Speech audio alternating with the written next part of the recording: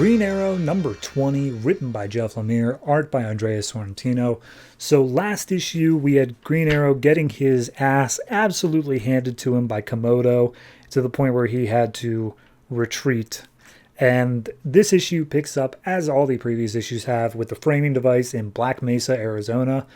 Arrow has finally made his way to the rock formation that he's seen.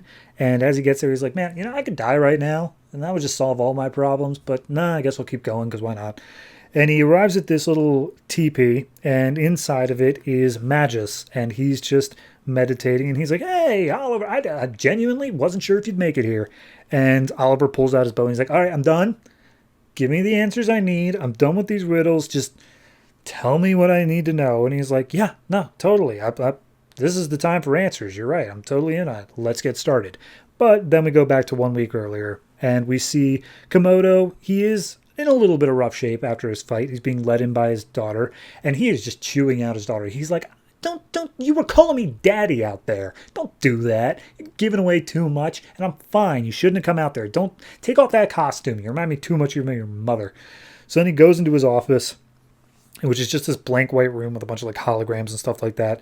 And he comes into the cathedral, and he gets logged in, and inside is a man named Golgotha. And he's like, hey, Komodo, how's it going? And he's just like, hey, I've gotten all of Queen Industries. Like, my company's taking that over, no problem. But Green Arrow got away. And Golgotha's like, that's a problem. Really needed that to happen. So, yeah, we're going to go ahead and just kick you off the project. And he's like, what? No, I can go get him. I'm an outsider. I can do that. And Golgotha's like, no, you aren't. You're not an outsider. And you did have a chance. So now we're going to go ahead and send a real outsider to take care of this. And if you don't shut it down, if you don't listen to us, we're going to send the bear after you and your little girl too. And he's like, okay, yeah, fine, whatever. If you don't want me to be involved, I won't be involved. But you should know the Magus showed up. Golgotha's like, I couldn't care less about it. He's just around. He just shows up. Who cares? And then he signs off.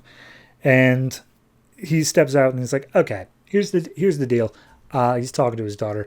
They want us to stop, but I'm not gonna. So we got one last thing to do. And she's like, yay, go kill Mr. Queen. And Naomi is there, and he's like, I told you to get your ass kicked by Oliver Queen. And he's like, actually, we have one last thing we need you to do, Naomi. So at this point, Oliver wakes up, and Henry's like, hey, man, you've been out for like 16 hours, and some stuff has happened in the meantime. And he opens up his laptop, and we see a live stream going on of Naomi strung up in like a crucifix position with arrows. And he's like, oh my God, is this live? Is she alive? And he's like, I don't know. He could be faking it. It could be from beforehand, but like somehow she's there. So I don't know. I don't know what to do. And Oliver's like, I do. Get me up. I'm going to get her. And he's like, okay, first off, you can barely walk. Maybe you should call in the Justice League. After all, didn't Trevor say you only had like 2 days? And I was like, yeah, which is why I need to do this now. And he's like, okay, second thing, you don't even know where she is. And he's like, actually, I do. The thing that she's strapped to is in the Queen Mausoleum. I know exactly where they are. So he makes his way to a graveyard, and he tells Henry to sit it out. And he makes his way to the mausoleum, and he finds Naomi. And he's like, oh my God, it's so good to see you. And she's like, yeah, that's cool and all. I felt him put something on the back of my head, though. Could you check that out? And he checks it, and it's a bomb. And he's like, okay, I'll deal with that. And then Komodo shows up and starts firing arrows at him. And he's like, okay, I got to go actually deal with Komodo, Naomi. So I'm going to send Henry in. He's going to come deal with this. And he's like, who the hell's Henry? So Henry starts making his way in, and he's saying like, okay, I'm going to deal with the bomb. And you just sit there, Naomi. And he was like, hey, aren't you that guy who like stalked me for a little while? I was like, I didn't stalk you. I just had like a little crush. He said, just shut up. I'm going to fix this bomb. So Komodo and Oliver are having a shootout in the graveyard. Meanwhile, they're doing the whole thing of like, do I cut the red wire or the blue wire? And Naomi's freaking out. In the end, he does end up stopping the bomb. She's safe. And Komodo's firing off shots at Oliver and ends up losing him. Where Oliver then manages to get the drop on him, punches him in the face, and he's like, oh, that's how we're going to do it? No more archery? You're just going to punch me in the face? And Oliver's like, yeah, you got a problem with that? So they start punching each other just repeatedly. Komodo still manages to get the upper hand, and as he knocks Oliver down the ground, he picks him up by his hair, just like, I told you the first time we fought, I was going to kill you, and I meant it. And he's like, yeah, that's not all you told me. You also told me a true archer doesn't need a bow. And he picks up one of his arrows off the ground and shoves it into Komodo's eye. And at that point, Komodo's freaking out and just like randomly flailing after Oliver. Oliver tells him, like, okay, it's over. You're going to bleed out if you don't get attention for that. And I'm going to take off that mask and see who you really are. And Komodo throws down a smoke bomb arrow to get away. Rather than just a smoke bomb arrow. Oliver manages to lose him in the scuffle, but Henry and Naomi go to him and they're like, hey, he's gone. He's fine. Oliver and Naomi hug it out, and they're just like, hey, I'm so sorry. I thought you were dead. If I thought you were still alive, I would have come after you. I'm so sorry. And he's like, no, it's cool. Like, I still want to be a part of Team Arrow.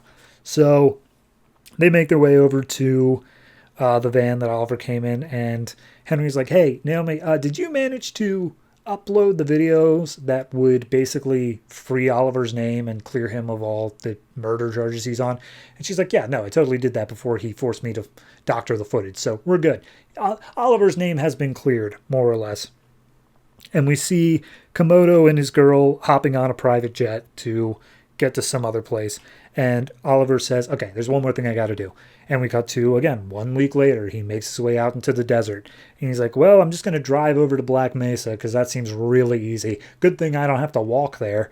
And then he sees police lights in his rear view. He pulls over, hands out, and he's like, oh, sorry, officer, did I do something wrong? And the officer, named Butcher, punches him in the face to knock him out. And we see Magus coming up behind. And Butcher's like, are you sure this kid's going to make it? He seems kind of soft. And Magus is like, I mean, we've certainly got to find out.